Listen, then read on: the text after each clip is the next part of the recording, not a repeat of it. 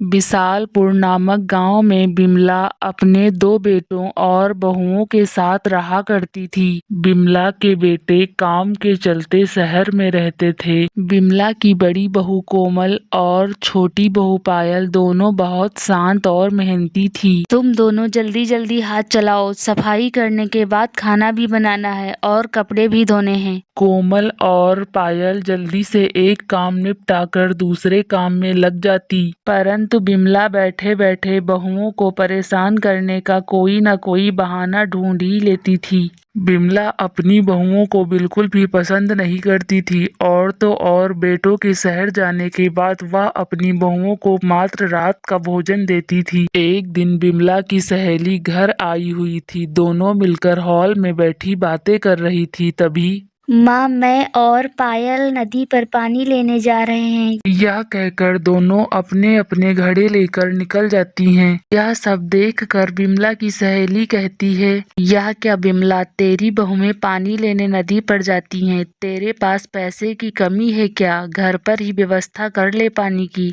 सहेली की बात पर बिमला तुनक कर बोली, कहाँ फ्रिज और टंकी का बासी पानी, कहाँ नदी का स्वच्छ और शीतल पानी।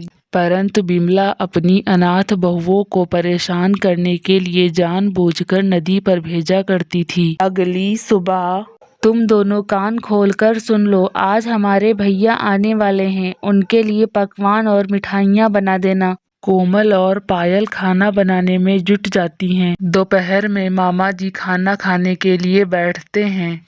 अरे वाह बहू, तुम दोनों ने बहुत अच्छा खाना बनाया है, मन प्रसन्न हो गया। यह कहकर मामा जी खाना खाने लगते हैं। खाने को देखकर कोमल और पायल का मन लालच से भर जाता है, क्योंकि जब से बिमला के बेटे शहर गए थे तभी से कोमल और पायल ने सूखी रोटी के अलावा कुछ नहीं खाया था। परंतु उस दिन संयोगवश मामा जी ने एक लड्डू थाली में ही छोड़ दिया। मामा के जाने के बाद कोमल ने वह लड्डू छुपा कर रख लिया। जब दोनों देवरानी जेठानी नदी पर पानी लेने पहुंची, तब कोमल ने पायल को लड्डू दिखाते हुए कहा, पायल, यह देखो लड्डू, यह मुझे मामा जी की थाली से मिला था, तब मैंने छुपा लिया था, चलो थोड़ा थोड़ा खा लेते हैं। कोमल दीदी, एक लड्डू हम दोनों के सारे दिन की भूख नहीं मिटा सकता। यदि हमने इसे खाया तब हमारी भूख और बढ़ जाएगी। यह सुनकर कोमल लड्डू को नदी में डाल देती है और कहती है, नदी माँ, यह लड्डू आपको अर्पित है, अपना आशीर्वाद हमें प्रदान करना। यह कहकर दोनों पानी लेकर घर वापस चली जाती हैं। अगले दिन जब दोनों नदी पर पहुंचती हैं, वहां उन्हें नदी में एक पेड़ दिखाई देता है जिस पर सुंदर सुंदर लड्डू लगे हुए थे। यह देखो पायल, कितना आश्चर्यजनक है, पानी में पेड़, वो भी लड्डू का। वाह, शायद नदी माता ने आपकी प्रार्थना सुन ली और हमें आशीर्वाद स्वरूप यह लड्डुओं का पेड़ दिया है। यह तो बहुत अच्छा है, अब हमें भूखा नहीं रहना पड़ेगा, लड्डू खाकर हम अपनी भूख मिटा लिया करेंगे। कोमल और पायल लड्डू खाने बैठ जाती हैं।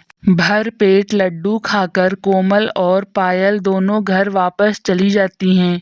समय ऐसे ही गुजरने लगता है। मैं इन्हें खाने को भी नहीं देती, फिर भी दोनों मोटी होती चली जा रही हैं। आखिर बात क्या है?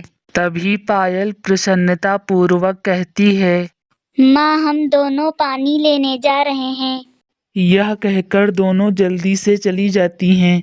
कुछ दिन पहले तो नदी पर जाने के नाम से ही इन दोनों का मुंह लटक जाता था। अब तो बिना कहे ही तीनों टाइम का पानी आ जाता है। पता लगाना पड़ेगा बात क्या है। यह सोचकर बिमला भी दोनों के पीछे पीछे छुप कर जाती है। लड्डू का पेड़ देखकर बिमला की आंखें फटी की फटी रह जाती हैं। अच्छा, तो यह दोनों यहाँ मजे से लड्डू खा रही हैं। ना रहेगा पेड़, ना खाओगी लड्डू। बिमला गुस्से में जैसे ही लड्डू के पेड़ को काटने जाती है, वह पानी में डूबने लगती है। कोमल और पायल दोनों मिलकर बिमला की जान बचा लेती हैं। बिमला को अपने कारनामों पर बहुत ही शर्मिंदगी होती है। वह दोनों बहुओं से माफी मांगती है। परंतु कोमल और पायल अभी भी पानी भरने नदी पर आती थी, क्योंकि उन्हें लड्डू जो खाना था। कर भला तो हो भला। प्लीज दोस्तों, आप लोग भी एक भला काम करके ही जाइए। Like, subscribe and share.